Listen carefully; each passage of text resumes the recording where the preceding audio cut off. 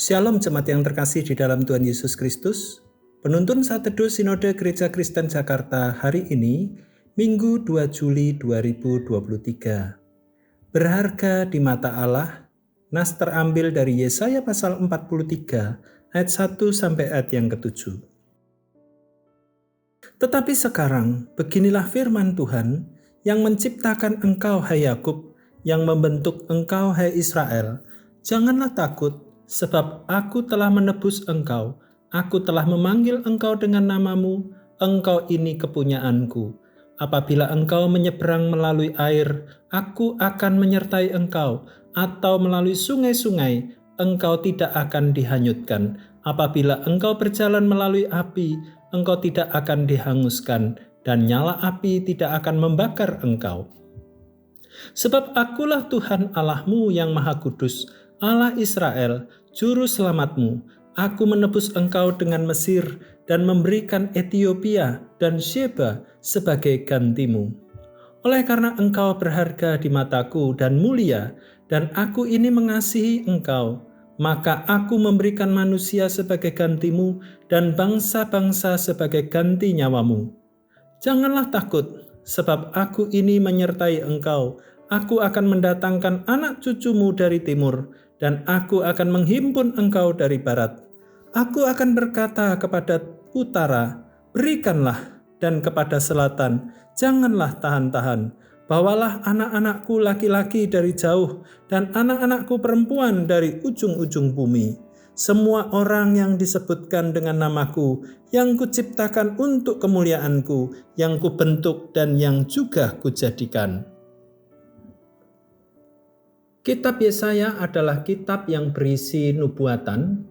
Para penulis kitab Perjanjian Baru banyak mengutip kitab ini. Dalam kitab ini kita akan menemukan nuansa kristologis atau doktrin Kristus tentang kekudusan Allah yang dituliskan secara puitis dan teoritis. Secara konteks historis, kitab ini melukiskan situasi pembuangan di Babel. Yesaya menggunakan permainan kata-kata megah dan menarik. Kitab ini menjangkau ke belakang saat Allah menciptakan langit dan bumi, serta hidup manusia. Namun juga memandang ke depan saat Allah mengakhiri sejarah dan menciptakan langit baru dan bumi baru.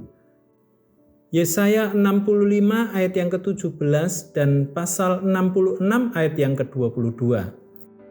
Israel sekalipun telah memberontak dan tidak taat kepada Allah, namun dianggap berharga. Mereka diciptakan dan dipilih oleh Allah. Mereka ditebus melalui Kristus dengan tujuan memuliakan Allah. Sebab keberdosaan manusia menyebabkan ketidakmampuan mencari Allah. Allah memiliki otoritas memberikan jaminan keamanan agar Israel umat pilihannya tidak perlu takut. Allah mengasihi mereka bukan berdasarkan keadaan Israel. Israel adalah sasaran kasih Allah yang besar. Allah membentuk, menebus, menolong, dan menyertai Israel sebagai milik Allah yang berharga. Bahkan Allah mengirim anaknya, Yesus Kristus, untuk menebus dosa umatnya. Kekuatan, kejayaan, dan kekayaan Mesir, Ethiopia, dan Sheba tidak memiliki arti apa-apa bila dibandingkan dengan nilai darah Kristus Yesus. Dikatakan bahwa Allah telah menebus Israel. Arti kata menebus di sini seperti saudara laki-laki terdekat yang menjadi penebus. Artinya Allah memperlakukan Israel sebagai anggota keluarganya. Dia akan memenuhi hak-hak mereka dan menuntut kewajiban-kewajiban mereka. Allah menegaskan dirinya dan membedakan dirinya dengan yang lain. Dialah satu-satunya penyelamat Israel. Allah yang sama telah menyelamatkan kita. Anda telah dipilih menjadi umat yang dikasihinya. Anda ditebus oleh darah Kristus yang mati di atas kayu salib. Adakah hal lain yang membuat Anda mempertanyakan kasih Allah? Dia melakukan semua ini karena Anda berharga baginya. Kita ditebus untuk memberitakan kemasyuran Allah. Layakkah Anda menyia-nyiakan hidup ini?